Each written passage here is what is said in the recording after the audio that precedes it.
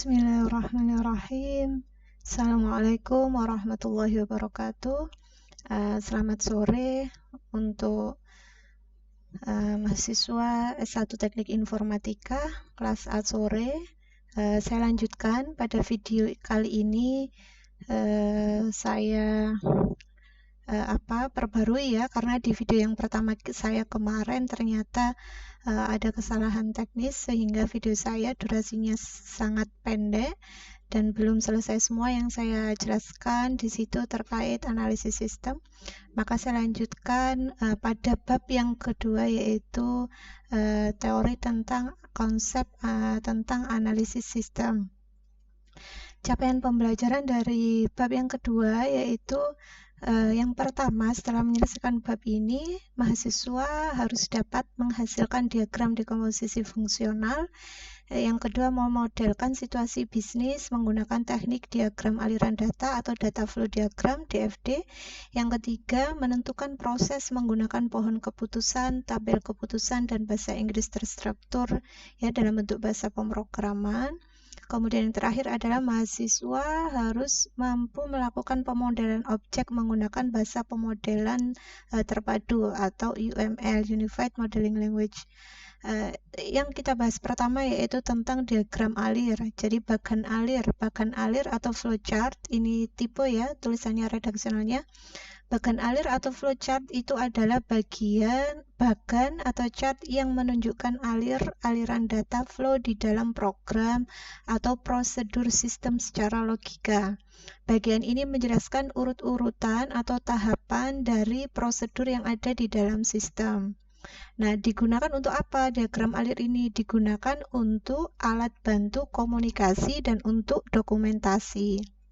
Kemudian simbol bagan alir data itu ada berbagai macam ya. Jadi ada simbol semacam trapesium kayak gini. Ini adalah simbol untuk menggambarkan catatan akuntansi yang digunakan untuk mencatat data yang direkam sebelumnya di dalam dokumen atau formulir. Maka nanti disimbolkan seperti ini. Simbol yang kedua seperti trapesium ini adalah menggambarkan kegiatan yang dilakukan secara manual.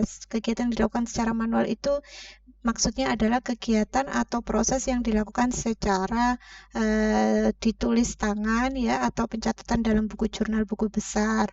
Misalnya apa? Seperti menerima order atau pesanan dari pembeli, mengisi formulir, mengisi buku tamu, kemudian membandingkan, memeriksa, dan berbagai jenis kegiatan klerikal lainnya. Kemudian simbol persegi panjang atau online computer process itu adalah menggambarkan pengolahan data. Jadi proses pengolahan datanya oleh sistem, oleh komputer secara online, nama program itu ditulis di dalam simbol ya. Jadi penulisannya nanti di dalam simbolnya sini. Nah, kemudian simbol yang seperti ini adalah manual input. Jadi masukkan ke dalam sistem atau proses masukkan data ke dalam sistem secara melalui online terminal. Kemudian simbol terminator atau start ya, start atau akhir, mulai simbol permulaan masuk ke sistem atau akhir dari sebuah sistem. Misalnya pada sistem akuntansi, sistem informasi akademik, nanti simbol awalnya adalah seperti ini. Kemudian tanda seperti piramid atau segitiga terbalik ini adalah arsip permanen dan sementara, biasanya digunakan untuk menyimpan dokumen secara permanen.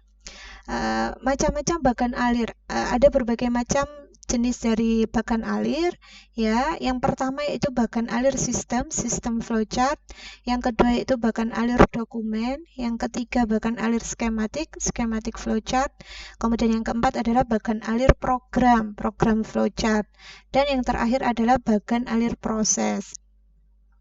Bagan alir dokumen atau dokumen flowchart itu sering juga disebut dengan bagan alir formulir atau form flowchart atau paperwork flowchart. Nah, bagan alir dokumen ini yaitu bagan alir yang di dalamnya menunjukkan arus atau aliran dari laporan dan formulir yang termasuk di dalamnya misalnya ada tembusan ya. Jadi kayak misalnya laporan penjualan, kemudian itu ditujukan misalnya untuk bagian direktur atau manajer bagian produksi, kemudian tembusannya ke bagian misalnya gudang atau yang lainnya. Nah, itu simbolnya menggunakan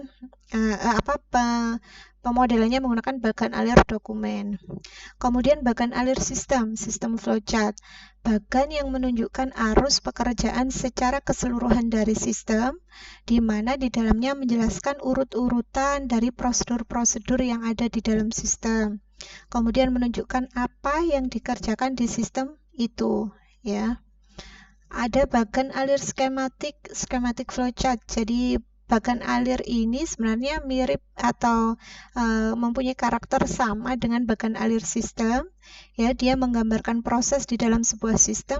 Hanya saja perbedaannya terletak pada kalau pada bagan alir skematik, jadi dia selain menggunakan simbol-simbol bagan alir sistem, dia juga menggunakan gambar-gambar komputer dan peralatan lainnya yang digunakan. Ada simbol gambarnya. Yang kedua, perbedaannya adalah fungsi penggunaan gambar tersebut adalah untuk memudahkan komunikasi kepada orang yang bisa saja orang atau klien itu adalah kurang paham atau kurang familiar, kurang mengerti dengan simbol-simbol bagan alir yang ada atau yang sudah baku tadi. Dari bagan alir yang baku kan ada 3 ya notasinya. Nah, mungkin yang kurang paham dengan bagan alir ketentuan yang baku tadi bisa dibantu dengan menggunakan beberapa simbol-simbol gambar yang ada. Kemudian bagan alir program atau program flowchart. Jadi merupakan bagan yang menjelaskan secara detail, secara rinci langkah-langkah atau urutan-urutan dari proses program. Bagan alir program ini merupakan turunan dari bagan alir sistem. Jadi dia terdiri dari 2 bentuk. Yang pertama yaitu bagan alir logika, yang kedua bagan alir komputer terinci. Bagan alir logika itu digunakan untuk menggambarkan setiap langkah di dalam program komputer secara logika. Biasanya bagan alir logika ini yang mempersiapkan adalah si analis sistem, ya. Jadi kalau ada project pembuatan sistem itu kan ada PIMPRO-nya, pimpinan project, ada bagian analis sistem, ada bagian programmer, ada bagian desain sistem, dan lain sebagainya. Maka yang mempersiapkan bagan alir logika ini biasanya adalah si analis sistem. Lantas ada nggak pedoman untuk menggambarkan sistem tadi, sistem secara logisnya tadi ya, secara fisiknya? Ada beberapa pedoman. Yang pertama yaitu sebaiknya digambar dari atas ke bawah. Jadi secara top to bottom gitu ya, bottom up, sebaiknya digambar dari atas ke bawah dan mulai dari bagian kiri terlebih dahulu dari suatu halaman. Jadi kalau misalnya di sistem informasi akademik itu stakeholder di situ siapa saja? Stakeholder itu adalah pengguna sistem atau orang yang diuntungkan dengan adanya sistem informasi akademik itu. Ada mahasiswa, ada dosen wali, ada dosen pengampu mata kuliah, ada bagian finance yang biasanya ketika kamu sudah input KRS, misalnya di semester ini ada mata kuliah pemrograman web sama jaringan komputer, maka setelah divalidasi oleh dosen wali, bagian keuangan akan menotifikasi untuk dimunculkan tagihan keuangan terkait pembayaran praktikum 2 itu. Kemudian nanti ada dosen pengampu mata kuliah, setelah kalian semester ini input atau mengambil beberapa mata kuliah tadi, maka di akhir semester sebelum closing sistem dari bagian Biro Administrasi Akademik, dosen pengampu mata kuliah itu akan menginputkan nilai dari kalian. Nah, itu diurutkan dari kiri terlebih dahulu ke kanan urut-urutannya ya. Kemudian dari atas ke bawah sehingga terinci. Kemudian yang kedua, kegiatannya harus ditunjukkan dengan jelas. Proses kegiatannya itu aktivitasnya harus jelas, ditunjukkan dengan jelas dimulainya sampai berakhirnya suatu proses kegiatan atau aktivitas itu di dalam sistem. Masing-masing kegiatan itu sebaiknya digunakan suatu kata yang mewakili satu pekerjaan. Jadi pelabelannya itu kan harus kata kerja plus objek tunggal. Jadi mewakili satu aktivitas dalam bentuk pekerjaan. Kemudian yang kelima, kegiatannya sudah dalam urutan-urutan yang benar. Kegiatan yang terpotong, misalnya nanti berganti halaman, itu ditunjukkan dengan jelas oleh simbol penghubung kalau misalnya terpotong kegiatannya. Kemudian yang terakhir digunakan simbol-simbol standar baku ya. Pada pemodelan sistem itu kan ada 3 standar baku, ada 3 ya notasi yang digunakan. Kalian harus memilih salah satu supaya konsisten pada saat penggunaan pemodelan itu. Kemudian bagan alir sistem. Bagan alir proses merupakan bagan alir yang banyak digunakan di teknik industri, berguna bagi analis sistem untuk menggambarkan proses dalam suatu prosedur. Juga dapat menunjukkan jarak kegiatan yang satu dengan yang lainnya serta waktu yang diperlukan.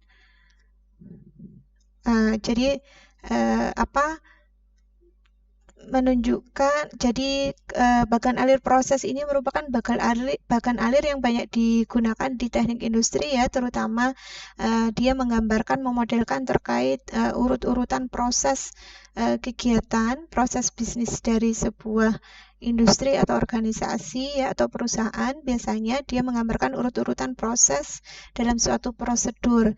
Jadi bisa juga menunjukkan jarak kegiatan yang satu dengan yang lainnya karena bisa dilihat event log-nya ya, ada waktu urut-urutan kegiatannya itu. Contohnya seperti ini. Nah, jadi tadi yang saya maksud, jadi dituliskan dari kiri ke kanan, kemudian harus terrinci dari atas ke bawah, dan aktivitasnya juga harus jelas mulainya dari apa, selesainya apa kegiatan itu. Jadi kalau tadi saya contohkan sistem informasi akademik, maka misalnya dimulai dengan mahasiswa, mulai dia login ya dengan memasukkan username dan password, kemudian diperiksa apakah loginnya benar, kalau benar dia kemana, menuju kemana, kalau salah baliknya kemana, kemudian nanti dia input KRS, misalnya input KRS ini maka yang validasi adalah di sini adalah dosen, wali, dan seterusnya.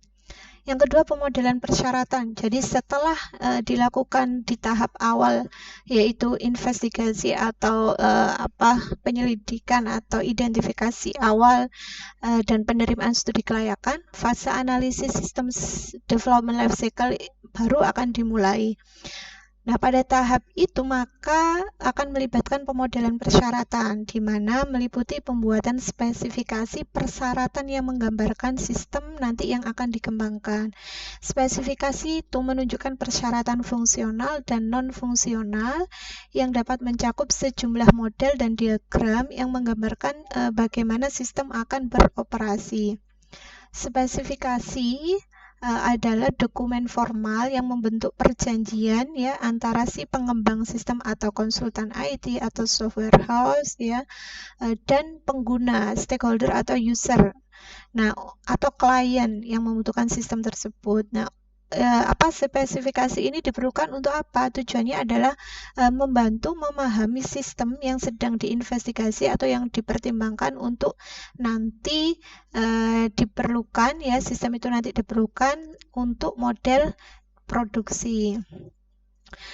Model-model ini mencakup berbagai diagram ya. Ada misalnya dengan diagram data flow diagram DFD atau Unified Modeling Language UML yang digunakan untuk berkomunikasi dengan para pemangku kepentingan yang relevan ya. Jadi misalnya pengguna sistem, pengembang sistem, kemudian model-model itu digunakan untuk memastikan bahwa sebenarnya sistem itu sudah secara akurat mencerminkan sistem yang sedang dipertimbangkan atau yang sedang progres develop, didesain untuk diimplementasikan di perusahaan atau organisasi tertentu. Jadi model itu mewakili dari sistem yang nantinya akan dibutuhkan oleh si pengguna atau stakeholder. Diagram dapat diubah beberapa kali setelah umpan balik dari para pemangku kepentingan sampai semua setuju bahwa para pemangku kepentingan tadi mengatakan, oh model ini sudah benar, sudah sesuai dengan kebutuhan yang kami inginkan, ya sudah mewakili akurat.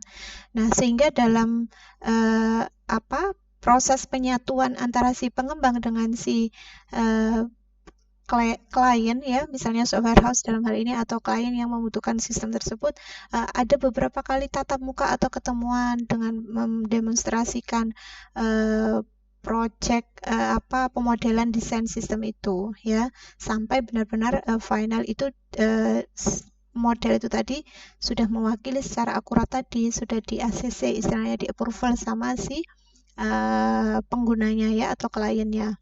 Nah, diagram itu biasanya diproduksi menggunakan toolcase yang sesuai.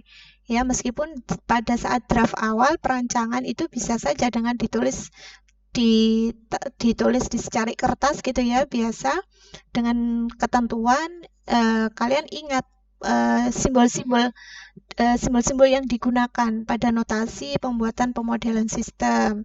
Tadi, bagian proses itu simbolnya apa, bagian dokumen atau tembusan itu apa, penghubung itu apa. Nah, itu kalau itu bisa ditulis di secari kertas dulu karena masih berupa draft biasa, lalu nanti bisa dimanifestasikan ke dalam sebuah tool ya, toolcase. Apa saja toolcase yang biasanya dibuat untuk pemodelan persyaratan ini untuk menggambarkan diagram alir ini? Ada macam-macam, ada Power Designer, ada Star UML, kemudian ada GSEE ya, dan yang lain-lain. Itu kamu nanti bisa tahu ya, ada yang berbayar dan ada yang open source yang bisa digunakan. Jadi, untuk menghasilkan model, itu analis perlu memiliki pemahaman yang baik tentang area bisnis yang sedang dipertimbangkan, dan untuk mencapai ini, maka memerlukan sejumlah tadi tatap muka pertemuan, observasi, pengamatan ya, yang mungkin aktivitas-aktivitas itu adalah dibutuhkan untuk pencarian fakta ya, termasuk misalnya meninjau dokumen bisnis organisasi atau perusahaan tersebut, atau survei dengan pengguna, mencari dengan baik wawancara atau apa supaya dia tahu proses bisnisnya seperti apa sih, apa kondisi sistem fisiknya sebelum dibuatkannya sistem logis. Nah, di mana sistem baru itu akan didasarkan pada sistem yang ada. Biasanya untuk pertama-tama menghasilkan model fisik mewakili pandangan fisik dari implementasi saat ini. Jadi untuk mendapatkan pemahaman tentang bagaimana fungsi sistem. Jadi ketika kita mau membuat sistem, itu kita berdasarkan dari sistem bisnis, operasional bisnis yang ada atau proses bisnis yang ada di organisasi tersebut saat ini itu seperti apa, sehingga nanti dengan pencarian fakta, bukti tinjauan dokumen bisnis, kemudian wawancara, memperoleh informasi dan pengamatan kita proses sehari-harinya, proses bisnisnya di sana seperti apa, kita mampu mendesain, merancang nanti sistem yang akan kita bangun seperti apa, begitu. Nah, model ini kemudian dapat dianalisis dan dikonversi untuk membentuk model logis yang memungkinkan analis untuk melihat informasi aktual yang diperlukan untuk memenuhi persyaratan untuk sistem yang baru. Jadi pada tadi setelah dilakukan observasi, pencarian fakta, tinjauan dokumen bisnis, harapannya adalah bisa mentransformasi perolehan itu informasi tadi untuk memodelkan, membentuk model logis ya dari sistem yang akan dibangun. Nah, kemudian pada fase desain sistem model logis itu bisa digunakan untuk membantu menghasilkan model fisik dari sistem yang diusulkan yang akan menunjukkan bagaimana sistem baru akan diimplementasikan. Untuk memahami perbedaan antara tampilan fisik dan tampilan logis, mari kita sama-sama perhatikan ya, pertimbangkan sistem bisnis yang mengirimkan faktur kepada customer atau pelanggannya. Jadi tampilan fisik itu kan mewakili implementasi fisik aktual. Jadi sistem akan menghasilkan faktur yang tercetak ya, yang terprint, tercetak, yang kemudian faktur itu akan dikirim melalui pos kepada pelanggannya. Nah, namun kalau dilihat dari sudut pandang logis, sistem itu hanya mengkomunikasikan rincian faktur kepada pelanggan dengan memusatkan pada pandangan logis persyaratan informasi penting yang dapat ditetapkan.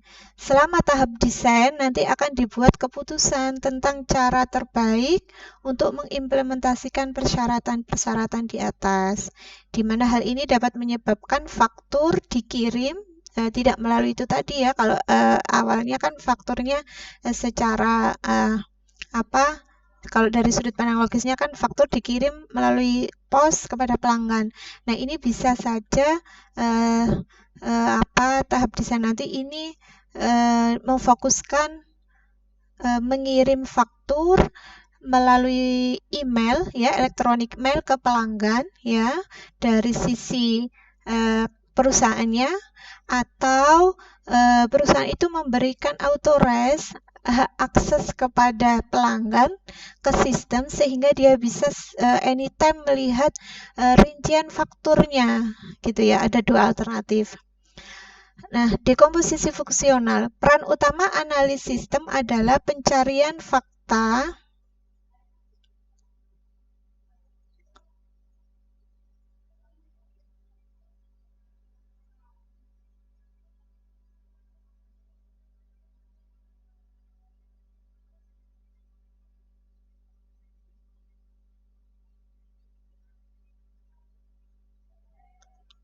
Dekomposisi fungsional, peran utama analis sistem adalah pencarian fakta. Mohon maaf ya, tadi agak saya diam sebentar, ada adzan di sini.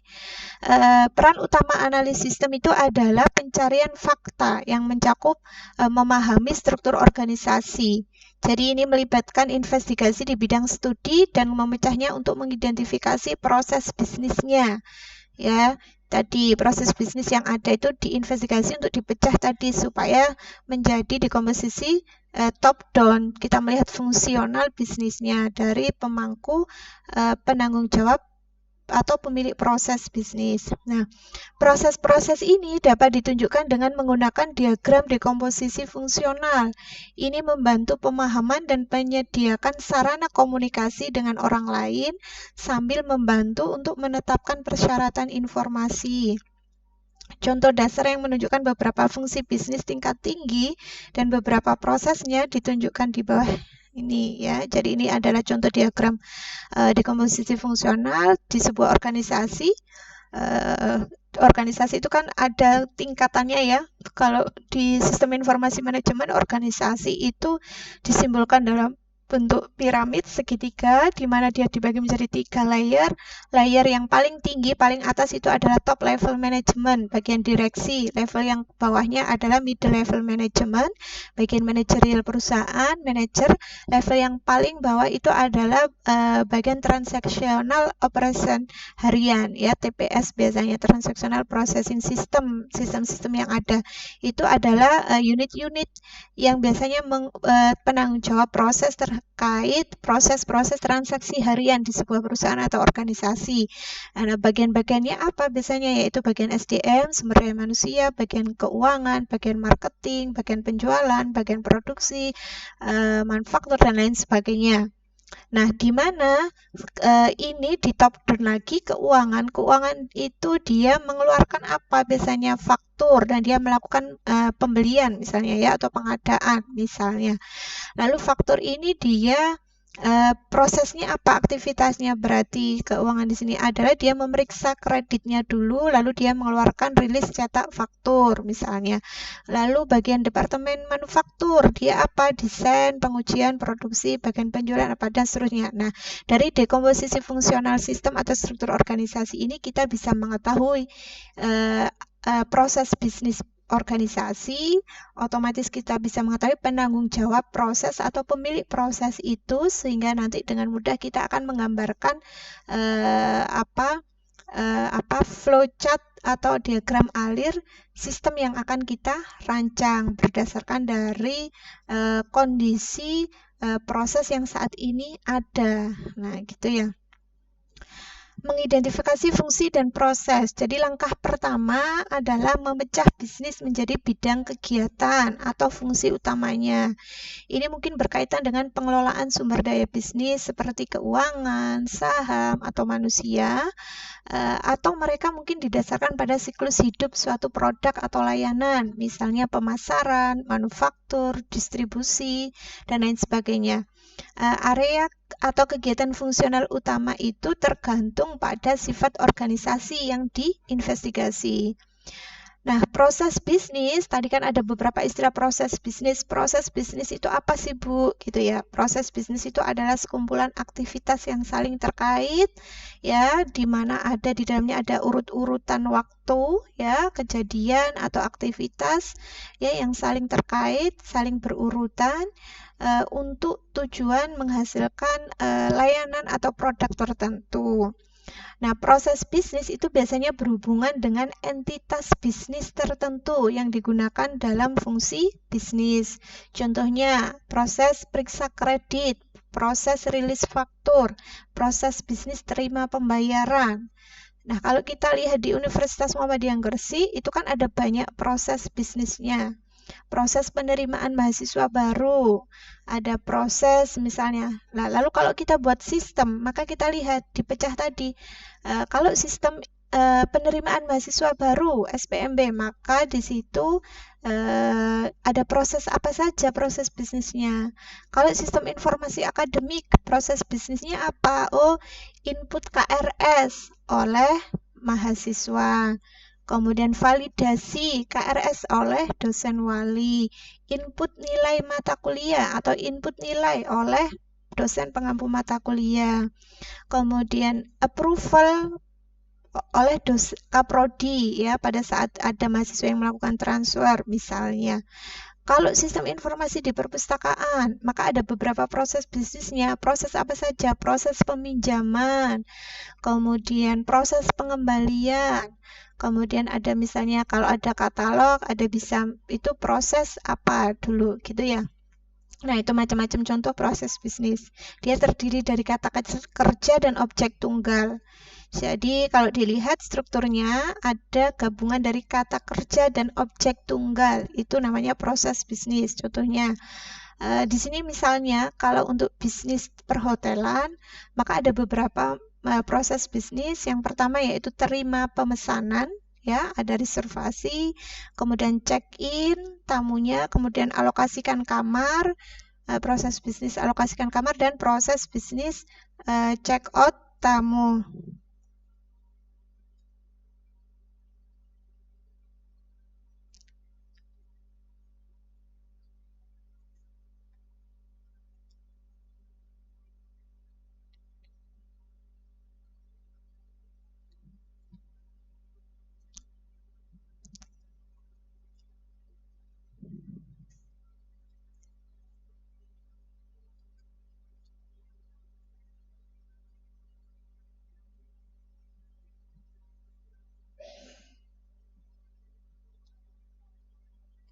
Sebentar ya, ada WA penting.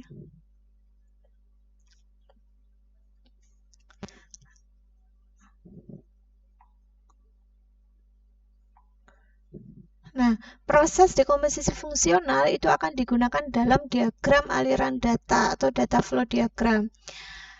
Proses bisnis atau bisnis proses itu adalah inti dari seluruh aktivitas yang ada di dalam perusahaan atau organisasi.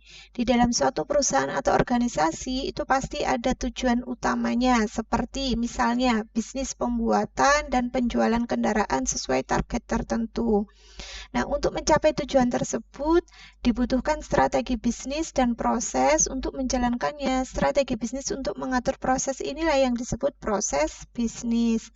Proses bisnis ini yang akan memberdayakan seluruh sumber daya dimiliki oleh perusahaan untuk mencapai tujuan bisnisnya.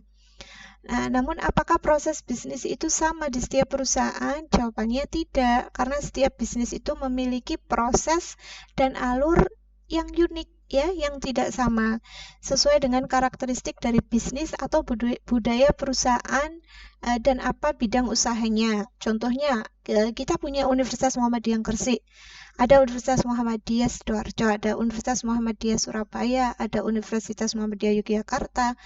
Tentunya sama-sama di bidang bisnisnya adalah di bidang akademik pendidikan gitu ya.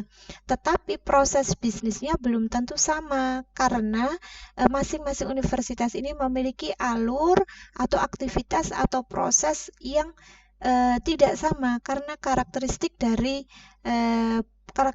dan budaya dari UMG tidak sama dengan UMS. Karakteristik atau budaya perusahaan, apakah itu people, kepegawaiannya, dan lain-lain itu juga tidak sama antara misalnya UMSIDA dengan UMG. Nah itu. Sehingga menurut definisi secara bahasa, dapat diartikan proses bisnis adalah serangkaian kegiatan yang dilakukan secara terstruktur dan saling terkait untuk menghasilkan produk atau layanan atau juga untuk melakukan penyelesaian dari suatu masalah. Jika di dalam dunia industri atau dunia kerja, maka bisnis proses adalah kumpulan pekerjaan yang saling terkait untuk menyelesaikan suatu masalah tertentu. Jadi kalau misalnya nanti kamu ada magang atau kerja praktek atau tugas khusus di instansi yang misalnya Bu, saya magangnya di Petrokimia Kayaku, saya magangnya di Petrosida misalnya, sama-sama bisnisnya di bidang pupuk misalnya ya, produksi pupuk.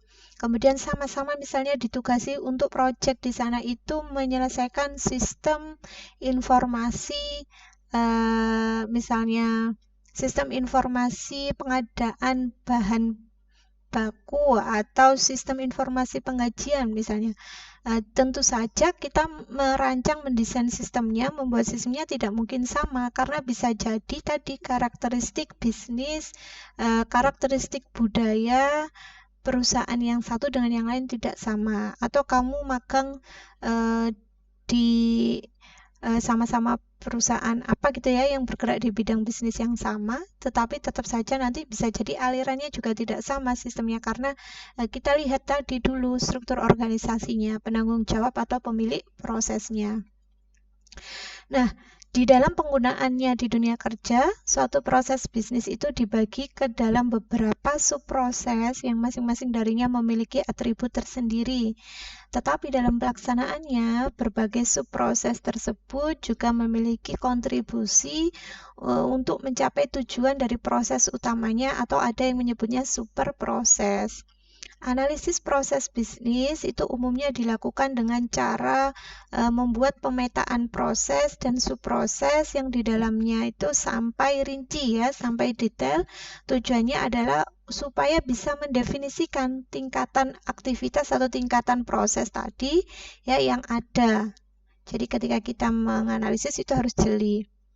Karakteristik proses bisnis harus definitif, artinya proses bisnis itu memiliki batasan, masukan ya, inputan dan keluaran yang jelas. Adanya urut-urutan, terdiri dari aktivitas yang berurutan. Jadi kalau kamu lihat batasan definitif proses bisnisnya adalah input KRS, batasannya ya adalah untuk sistem informasi akademik karena input KRS, ada masukannya dan ada keluaran yang jelas, urut-urutan. Jadi ada urut-urutan aktivitas kegiatan mahasiswa input KRS dulu. Setelah mahasiswa input KRS, maka dosen wali bisa melakukan validasi. Tidak mungkin dosen wali bisa memvalidasi kalau belum ada mahasiswa yang input KRS. Kalau sudah divalidasi dosen wali, maka bagian keuangan di sistem dia akan memunculkan tagihan, pembayaran praktikum K, pembayaran tugas khusus K, atau pembayaran skripsi K, dan lain sebagainya itu ya. Kemudian pelanggan, di sisi pelanggan dia bisa menerima hasil proses, kemudian adanya nilai value atau nilai tambah. Jadi transformasi terjadi dalam proses itu harus memberikan nilai tambah pada penerima. Kemudian keterkaitan harus terkait dalam satu struktur organisasi atau tidak boleh berdiri sendiri. Lalu fungsi silang, jadi mencakup beberapa fungsi ya. Notasi dalam penggambaran, dalam pemodelan diagram aliran data, ada berbagai strategi untuk menganalisis sistem, ada analisis terstruktur, ada ada analisis terstruktur modern, perekayasaan informasi, information engineering, ada pembuatan prototype, prototyping, ada pengembangan aplikasi bersama, joint application development, kemudian ada perancangan ulang proses bisnis, business process redesign, dan analisis berorientasi objek, ya, object oriented analysis. Jadi sudah dijelaskan tadi di bagian awal di bab 2.1 tadi terkait dekomposisi fungsional ya. Untuk memastikan persyaratan untuk sistem baru itu sangat penting memahami bagaimana sistem yang ada saat ini beroperasi sehingga kita bisa mengidentifikasi kebutuhan sistem yang akan kita bangun untuk sistem yang baru itu. Nah, untuk mencapai ini, maka model fisik dapat diproduksi menggunakan teknik data flow diagram. Data flow diagram itu menampilkan proses bisnis dan bagaimana data itu mengalir. Nah, ada sejumlah notasi data flow diagram DFD yang digunakan ya. Setahu saya ini ada 3 kalau dari beberapa buku. Ini dikenalkan pada konsep keilmuan pemodelan sistem yaitu tahun 1979 oleh Gen and Serson, serta Jordan DeMarco dan Structure System Analysis and Design Methodology SSADM. Kalau SSADM ini kayak agak terbaru ya. Nah, bergantung pada ukuran dan kompleksitas sistem yang dimodelkan, sejumlah DFD itu saling terkait, saling terhubung menunjukkan berbagai tingkat. Jadi adanya tingkatan level detail ya untuk menampilkan semua informasi tergantung kompleksitas sistemmu. Semakin kompleks sistem yang kita rancang, kita buat, maka tingkatan data flow diagram kita ya akan semakin rinci, akan semakin banyak. Jadi kalau sistemnya kompleks, ada data flow diagram level 0 itu adalah konteks diagram gitu ya. Kemudian ada level 1, level 2, level 3, level 4 itu sampai berhenti ketika sudah tidak bisa dipecah lagi. Ya, tidak bisa didekomposisi lagi, sistemnya itu sudah mewakili dari sistem yang kita buat ya sudah berhenti di level berapa itu tergantung kompleksitas sistem kita ya. Nah, simbol-simbol elemen pada pemodelan sistem data flow diagram itu ada 4. Yang pertama simbol proses, simbol aliran data, simbol penyimpanan data, dan simbol entitas eksternal. Simbol proses itu apa? Proses adalah kegiatan yang menarik di dalam sistem, dia melibatkan transformasi data dan menghasilkan luaran atau output. Jadi ini didefinisikan menggunakan kata kerja dan objek tunggal, misalnya buat pesanan, periksa kredit, cetak faktur, rilis faktur, dan lain sebagainya. Akibatnya, suatu proses itu mewakili aturan bisnis yang diterapkan untuk memproses data supaya mencapai luaran yang diperlukan. Tadi karena ada 3 notasi ya, notasi baku dalam pemodelan sistem, ada ini berdasarkan notasi SSADM, proses itu bentuknya seperti ini, dikasih nama prosesnya, pemilik prosesnya ini adalah misalnya akun, levelnya ini kalau berdasarkan notasi Gen and Serson ya, kemudian ini berdasarkan notasi Jordan. Nah, kamu bisa memilih salah satu notasi mana yang digunakan, tidak boleh semuanya gitu ya, supaya konsisten. Kalau pakai SSADM ya SSADM aja, kalau pakai notasinya Gen and Serson ya Gen and Serson saja, kalau pakai Jordan ya Jordan, seterusnya kayak gitu. Kemudian simbol aliran data. Aliran data itu adalah item tunggal dari data ya atau kelompok logis dari item data kemudian ditransfer ketika suatu proses terjadi. Ditampilkan dalam bentuk garis panas seperti ini ya, dalam notasi menunjukkan arah berjalannya data itu, arah alirannya data itu kemana, dengan label yang sesuai yang menggambarkan item data itu. Catatannya berupa kata kerja. Nah, dengan catatan garis panah ganda, jika misalnya ada panah ganda double ya, itu diizinkan tetapi hanya pada DFD tingkat yang lebih tinggi, di mana di situ untuk menunjukkan bahwa item itu dapat ditransfer ke dua arah di antara proses, dua arah proses gitu ya. Kemudian simbol penyimpanan data. Penyimpanan data itu adalah serangkaian item data yang disimpan untuk digunakan oleh satu atau lebih proses dari waktu ke waktu. Berdasarkan 3 notasi, simbol penyimpanan atau storage prosedurnya masing-masing seperti ini. Kalau SSADM dia diikuti juga dengan pelabelan pelabelan fisiknya. Jadi pada DFD Physics System menyimpan data diberi label dengan M, D atau T. M itu untuk mewakili toko yang belum terkomputerisasi, yang tidak terkomputerisasi. Kalau misal masih menggunakan file kertas. T mewakili toko sementara. Kemudian misalnya tempat penyimpanan data sementara yang hanya digunakan di antara 2 proses. D mewakili penyimpanan data yang terkomputerisasi. Jadi setiap label penyimpanan data itu harus menyertakan nomor pengidentifikasi unik. Jadi harus ada datanya, nomor pengidentifikasi uniknya. Kemudian simbol entitas eksternal. Entitas eksternal itu siapa saja? Yaitu organisasi, instansi, misalnya berarti provider, supplier, ya, pemasok, orang, itu juga entitas eksternal, atau sistem yang berada di luar sistem yang sedang kita pertimbangkan untuk kita bangun. Nah, jadi tadi entitas eksternal itu boleh organisasi, orang, atau sistem yang berada di luar sistem yang sedang dipertimbangkan tetapi yang berinteraksi dengannya. Misalnya, seorang pelanggan dari organisasi lain, perusahaan lain yang melakukan pemesanan yang diproses oleh sistem dengan pertimbangan. Catatan saja ini pengidentifikasi entitas eksternal kalau pada notasi baku SSADM menggunakan huruf kecil, misal A, B, C. Simbol duplikat. Jadi simbol duplikat ini untuk membantu kemudahan keterbacaan diagram, ya, diperbolehkan menggunakan penyimpanan data duplikat dan entitas eksternal. Simbol-simbol duplikat ini ditampilkan sebagai berikut. Jadi ini ya bentuknya simbol duplikat. Ini simbol duplikat. Catatan pengidentifikasi entitas eksternal pada SSADM menggunakan huruf kecil, misal A, B, atau C.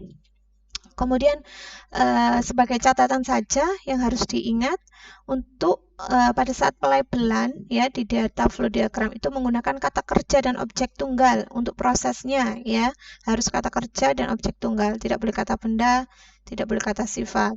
Gunakan nama yang jelas dan bermakna, gitu ya.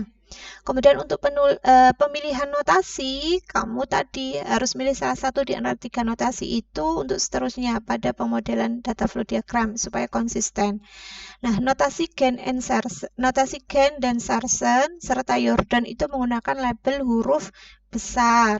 Meskipun memang tidak jarang kita lihat ada pelabelan huruf kecil dan campuran yang digunakan pada diagram. Namun, sebagai catatan ketika kamu menggunakan itu harus konsisten pelabelannya. Kalau huruf besar ya huruf besar saja semua, kalau huruf kecil saja. Jangan dua-duanya bercampur, ada besar, ada kecil, gitu ya. Menggambar DFD fisik. Nah, menggambar DFD fisik dan DFD logis. Tapi pertemuan ini kita sampai menggambar DFD fisik saja dulu ya. Jadi DFD tingkat tertinggi itu disebut dengan diagram konteks, ya. Data flow diagram yang level paling atas itu adalah diagram konteks atau dia disebut diagram level 0. Jadi dia adalah data flow diagram level 0 atau diagram konteks. Ini menunjukkan area apa pada data level tertinggi ini pada diagram konteks. Dia adalah hanya menunjukkan area aktivitas yang sedang diinvestigasi, ya, yang sedang diidentifikasi, dan dia hanya menggunakan satu simbol proses. Hanya ada satu simbol proses, ya, yang mewakili area sistem serta semua entitas eksternal yang berinteraksi dengan proses itu, dengan sistem itu. Jadi kalau ada misalnya proses tadi di sini sistem informasi akademik, satu proses. Nah, kemudian dia berinteraksi dengan entitas eksternalnya, siapa saja yang entitas eksternal sistem itu. Oh, mahasiswa, dosen wali, dosen pengampu mata kuliah, finance atau keuangan misalnya, ya. Level bawah berikutnya setelah level 0 atau diagram konteks, level bawah berikutnya disebut sebagai level 1. Pada level 1 ini menunjukkan proses utama, ya, proses utamanya dan storage prosedur. Jadi di level 2 ini sudah mulai kelihatan ada storage prosedur dan proses utamanya. Jika salah satu dari proses ini diuraikan lebih lanjut, ya, jadi nanti misalnya proses utamanya, kemudian ada storage prosedur. Nah, ini kalau di top down lagi, dipecah lagi, diurai lebih lanjut, maka dia menjadi subproses, ya, yang muncul di diagram level 2 dan seterusnya. Muncul lagi nanti kalau di subproses lagi yang di level 3 dan seterusnya tadi sampai sudah tidak bisa terpecah lagi atau didekomposisi lagi fungsional sistem kita gitu. Nah, analis itu sering memulai dengan level 1 biasanya. Jadi DFD itu biasanya dimulai dengan level 1. Kenapa demikian? Karena biasanya tidak mungkin mengidentifikasi semua entitas eksternal dan aliran data mereka yang diperlukan untuk diagram konteks sampai sistem memang telah dianalisis secara rinci. Contohnya yang pertama, mari kita lihat bagaimana simbol-simbol ini dapat digunakan untuk menghasilkan DFD fisik level 1 untuk mewakili proses bisnis berikut. Jadi ini ada proses, ya. Peralatan pinjaman universitas, misalnya adalah kamera video kepada siswa. Jadi bagaimana siswa bisa melakukan pinjaman ke universitas, mekanisme proses bisnisnya seperti apa. Jadi peralatan pinjaman universitas berupa kamera video itu akan diberikan, disewakan atau dipinjamkan kepada siswa dengan cara menyerahkan formulir pemesanan yang berisi perincian tentang apa yang diperlukan. Jadi formulir itu diisi dulu oleh siswa, dia mau meminjam apa gitu ya. Lalu formulir itu diserahkan ke teknisi universitas. Setelah diserahkan, maka bagian teknisi universitas akan memeriksa list ketersediaan dari beberapa item yang ada di list atau daftar inventaris barang. Jadi sebelum si teknisi ini menerbitkan item sewa atau item pinjam, ya, kepada si siswa, dia harus melakukan cek dulu ketersediaan barangnya ada apa enggak dengan tanda terima pinjaman kepada siswa. Jika memang tersedia, asumsinya jika barang itu tersedia, maka dia akan mengeluarkan pinjaman dengan berupa tanda terima pinjaman kepada siswa. Nah, maka di sini prosesnya ini menggunakan salah satu notasi saja, ya, tadi. Boleh dipilih notasi yang mana yang dibuat, maka tapi harus konsisten di level-level berikutnya, harus notasi itu yang dibuat. Jadi ini adalah prosesnya adalah peralatan issue atau berita acara gitu, ya, peminjaman peralatan. Di sini entitasnya adalah eksternalnya adalah mahasiswa. Ini storage prosedur karena di level 1 tadi sudah ada proses dan ada storage prosedur. Kalau di level 0 atau diagram konteks itu hanya satu proses dan beberapa entitas eksternal yang terkait dengan sistem itu. Jadi dimulai dengan mahasiswa mengisi formulir pemesanan ke teknisi. Teknisi akan mengecek ketersediaan barang di daftar inventaris tadi kan, dari misalnya ini adalah storage prosedurnya atau database-nya di sini di sistem, dicek kalau ada maka dia mengeluarkan isu atau berita acara peminjaman peralatan tadi. Nah, lalu si mahasiswa menerima kwitansi pinjaman. Nah, catatan kotak yang menampilkan proses dan penyimpanan data menunjukkan batas proses tingkat tinggi atau sistem yang dimodelkan. Nah, entitas eksternalnya siswa ini berada di luar batas yang berinteraksi dengan proses secara langsung. Yang kedua, sekarang mari kita lihat skenario data flow diagram fisik level 1 yang berbeda yang menunjukkan bagaimana proses dihubungkan. Jadi perusahaan rental kendaraan gitu, ya, dia menyewakan kendaraan bermotor kepada customer atau pelanggannya, kliennya, di mana perusahaan itu biasanya prosesnya adalah dia menerima telepon dari pelanggan yang berisi pelanggan akan menyebutkan mobil apa yang mau disewa, jenis mobil apa, untuk jangka waktu berapa lama. Setelah menerima telepon itu, maka bagian rental tadi, ya, apakah itu diterima atau tidak, maka dia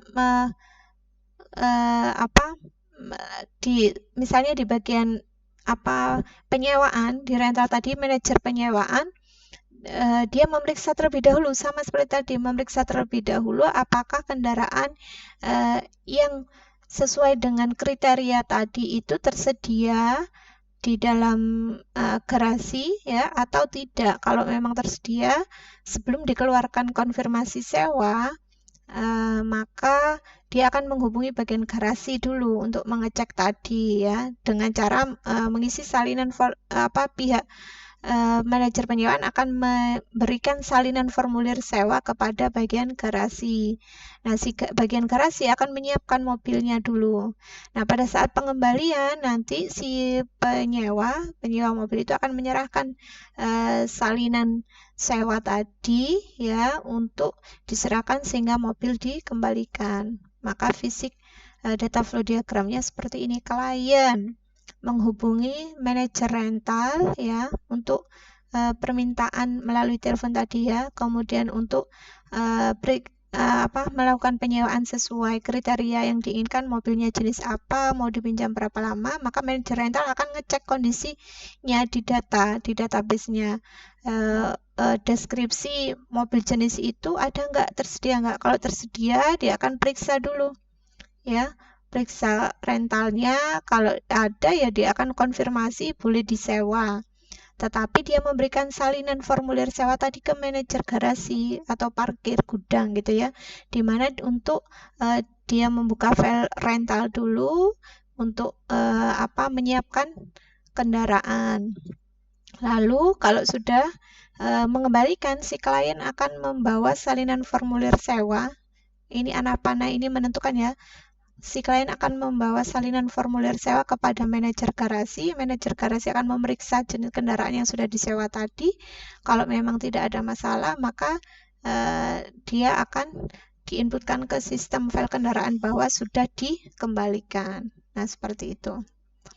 Ada beberapa kesalahan pada pemodelan, pada menggambarkan data flow diagram yang harus diperhatikan oleh kamu supaya tidak salah gitu ya. Yang pertama, tidak boleh berinteraksi secara langsung antara entitas eksternal. Dua entitas eksternal, dia langsung berinteraksi secara langsung tanpa adanya transformasi melalui proses. Itu tidak diperbolehkan. Yang kedua, data dari entitas eksternal itu tidak dapat ditempatkan secara langsung ke dalam storage prosedur ya, harus ditransfer dulu melalui suatu proses. Yang ketiga, data tidak dapat ditransfer langsung dari satu penyimpanan data ke yang lain ya, harus ditransfer melalui satu proses. Tetap jadi storage prosedur, langsung ke storage prosedur tidak boleh. Entitas eksternal langsung ke storage prosedur tidak boleh. Kemudian a black hole, yaitu data harus ditransformasikan oleh satu proses. Harus ada output ke penyimpanan data, proses lain, atau ke entitas eksternal. Jadi data itu harus ditransformasikan oleh satu proses dan tidak boleh langsung kembali ke proses. Jadi harus ada output atau luaran ke storage prosedur atau proses lain. Kemudian define intervention, supaya menjadi luaran dari suatu proses, maka beberapa data itu harus dimasukkan, harus menjadi masukan atau di-input. Gray hole adalah di mana input tidak akan dapat menghasilkan output luaran yang diperlukan jika tidak relevan. Misalnya, mau menghitung gaji karyawan, tetapi masukannya berupa nomor registrasi mobil, itu kan tidak relevan. Data dan informasi yang nanti dikeluarkan sistem, maka itu tidak. Jangan sampai ada kesalahan yang seperti itu ya pada pemodelan pembuatan data flow-nya, gray hole namanya. Kemudian a trivial process adalah proses di mana tidak ada transformasi data yang terjadi dalam proses. Misalnya adanya aliran data ini faktur, proses langsung ke faktur. Ini nggak boleh juga. Jadi proses di mana tidak ada transformasi data yang terjadi dalam proses. Kemudian catatan, setiap proses itu harus memiliki setidaknya satu aliran data masukan yang relevan dan satu aliran data luaran ya untuk mengubah data. Harus relevan antara apa yang diinputkan ke sistem dengan apa yang dikeluarkan dari sistem.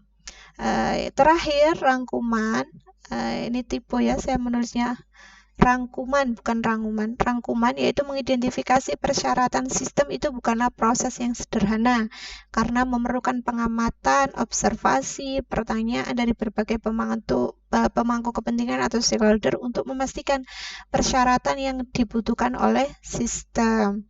Kemudian analis itu seringkali menghasilkan model fisik dari sistem yang ada, yang tujuannya adalah untuk memahami fungsinya dan kemudian menghasilkan model logis. Ini sering diikuti oleh model logis dari sistem yang diusulkan, yang pada gilirannya bisa mengarah pada pengembangan model fisik yang mewakili sistem baru yang diusulkan. Kemudian pemodelan proses itu melibatkan pembuatan sejumlah set diagram. Diagram bisa data flow diagram atau dalam bentuk UML, ya. Nah, diagram ini mencakup DFD yang memungkinkan analis memahami sistem dari perspektif atau dari sudut pandang fisik dan logis. Sistem yang kompleks membutuhkan hierarki atau tingkatan data flow diagram yang semakin rinci. Jadi dari top down, maka semakin banyak level tingkatannya kalau sistemnya semakin kompleks. Jadi dari tinggi semakin rendah levelnya.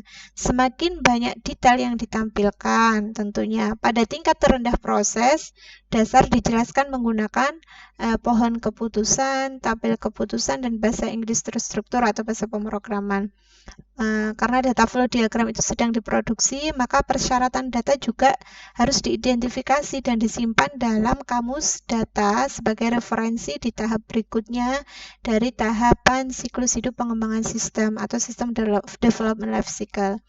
Pada akhir tahap analisis, persyaratan sistem baru itu diidentifikasi dan didokumentasikan yang kemudian dirujuk selama fase berikutnya dari desain sistem development life cycle.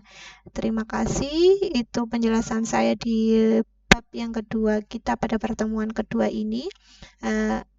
Next week kita akan bertemu lagi dalam perkuliahan daring, ya, nanti sama di bab 2 tetapi ada pembahasan terkait fungsi logis, ya. Jadi kalau ada yang masih mau didiskusikan dengan Bu Umi, mau ditanyakan, silahkan tuliskan pertanyaan di kolom komentar di YouTube channel saya. Insya Allah saya akan selalu membalas, atau kalau mau di message chat pada learning system, karena yang saya nilai bukan ketika kita perkuliahan daring, tidak hanya saya nilai login dan logoutnya kamu, download materi, tetapi keaktifan atau ketanggapan kamu di perkuliahan, baik itu dalam pengumpulan tugas, kuis, UTS, UAS, kemudian ketanggapan kita di kelas dalam bentuk yaitu kita diskusi, ya, diskusi dua arah. Ada pertanyaan, insya Allah saya jawab, atau mungkin nanti kita buat tugas pasti di UTS dan UAS dari ini, karena luarannya biasanya saya buat semacam proposal gitu, ya, proposal pengembangan project sistem informasi, outputnya adalah kalau bisa project sistem. Nah, syukur-syukur yang sudah magang itu bisa nanti menuliskan proposalnya, sehingga saya bisa mendampingi, membantu mengarahkan, membantu mengarahkan penyusunan apakah laporan ataukah development sistemnya. Yang setelah selesai semester ini, harapan saya itu bisa kamu langsung ajukan untuk tugas khusus atau magang KP, nanti bisa bimbingan dengan dosen pembimbing yang lain, atau bisa juga sekarang dengan dalam bentuk penulisan artikel, gitu, ya. Saya akhiri, mohon maaf kalau ada kesalahan. Assalamualaikum warahmatullahi wabarakatuh.